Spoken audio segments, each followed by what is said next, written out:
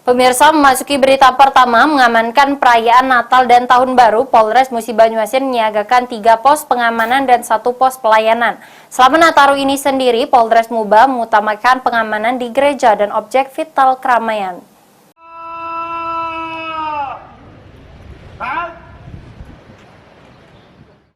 Mengamankan perayaan Natal dan Tahun Baru 2022-2023, Polres Muba menggelar apel gabungan yang diikuti oleh seluruh unsur Forkompimda di halaman Polres Muba. Operasi lilin ini sendiri digelar mulai 23 Desember hingga 2 Januari 2023. Setidaknya ada 3 pos pengamanan dan 1 pos pelayanan disiagakan oleh Polres Muba, yaitu di Kecamatan Sekayu Lais dan Bayung Lincir dan Sungai Lilin.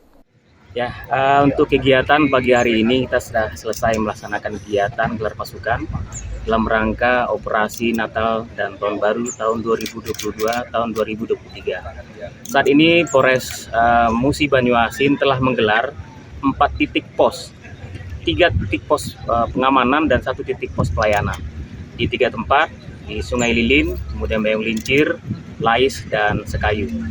Dan kita memastikan bahwa kegiatan ini bisa berjalan dengan aman dan kondusif, dan semua stakeholder mendukung kegiatan ini agar benar-benar bisa tercapai dengan baik. Dan kita ANEF ya, pelaksanaan kegiatan Tahun Baru yang lalu menjadi titik tolak kita untuk bekerja lebih baik lagi untuk menjelang tahun baru berikutnya, tahun 2023.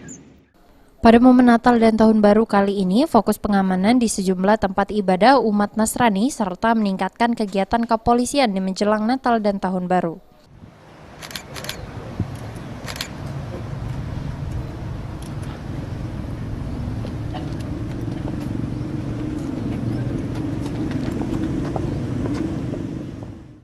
Ruzi Iskandar, PAL TV.